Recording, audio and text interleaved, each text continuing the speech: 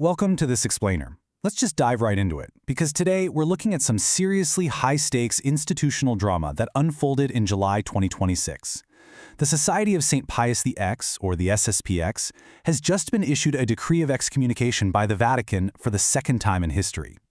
We're going to unpack their official response letter to see exactly how they justify their position to Rome, and why this clash fundamentally reshapes the conversation around institutional survival, loyalty, and that massive tension between modernism and tradition. The letter kicks off right in the thick of it with a pretty striking hook. Among yourselves, if a father is asked by his son for bread, will he give him a stone? It's a direct quote from the Gospel of Luke, right? And putting it at the absolute top of the document, well, that immediately sets the rhetorical tone. It frames this entire conflict not as some dry, legalistic dispute over canon law, but as a fractured, deeply personal family dynamic. It reads like a desperate plea from a son who feels completely misunderstood and punished by his father. Section 1. The Rift, a second declaration of schism. Okay, so to really grasp the stakes of this July 3, 2026 letter to Pope Leo XIV, we need to look at two totally irreconcilable views. On one hand, you've got the Vatican's official decree, signed by Cardinal Fernandez, which declares the SSPX schismatic for a second time and imposes severe sanctions. But then, on the flip side, the SSPX counters that they are simply undertaking an extraordinary initiative. They argue they're actually remaining entirely faithful to the Universal Church, just acting out of a strict moral duty to save souls.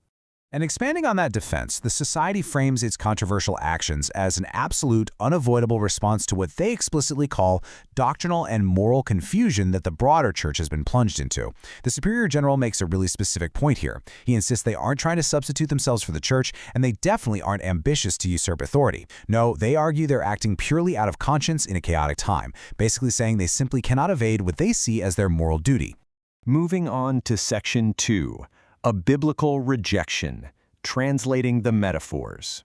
Now, the letter deeply internalizes those opening biblical metaphors to express this profound sense of rejection. They break it down exactly like this. They claim they asked for bread, meaning some basic understanding for a sincere case of conscience, but instead they were handed a stone. They asked for a fish, the means to continue forming good priests, and got a serpent. And for offering an egg, which is their promise to preserve holy tradition for the eventual good of the Church, they say they were given a scorpion. It's a highly structured, intensely emotional grievance. The Superior General really hammers this home with a stark contrast between their requests for fatherly guidance and the punitive reality of the decree. He writes, "We had asked to be instructed and confirmed in the faith of all time. Instead, we have been declared schismatic a second time." Section 3. The Society's core mission. A promise to the Pope.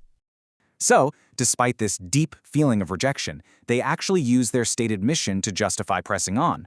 Pulling from a 2025 personal letter to the Pope, they outline their specific goals, devoting all their energy to preserving tradition, serving the Universal Church, fostering vocations, and supporting large Christian families. Their ultimate goal? Keep tradition fruitful and alive in souls.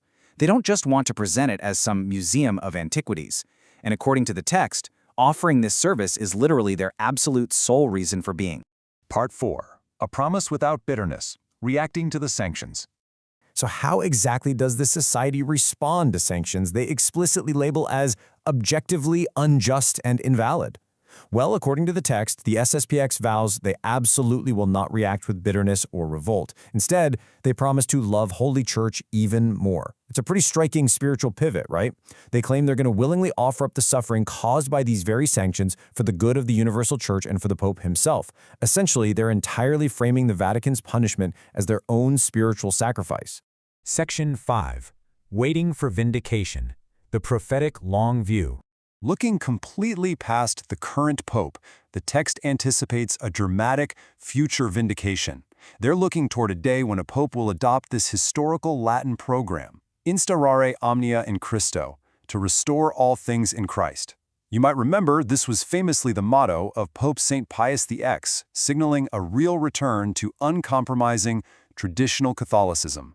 And this represents their entire long-term strategy. When they drop Instaura omnia in Christo, they are expressing a deeply held belief that a future Holy Father is going to discover the SSPX not as schismatic rebels, but as a loyal army ready to sustain him. When that day finally comes, the Society claims the Vatican will find authentically Catholic souls ready to vindicate the rights of Christ the King rather than a nest of serpents and scorpions. To explain why they can't just simply comply with current Vatican directives, they draw a really sharp contrast. On one side, they point to the shifting sands of what they dismissively call ambiguous dialogue. But on the other side, they plant themselves firmly on the rock, claiming their own unshakable foundation is built strictly upon the faith of Peter. The letter concludes with this single, resolute sentence. For us, nothing has changed and nothing ever will change. It's an incredibly audacious way to end the document.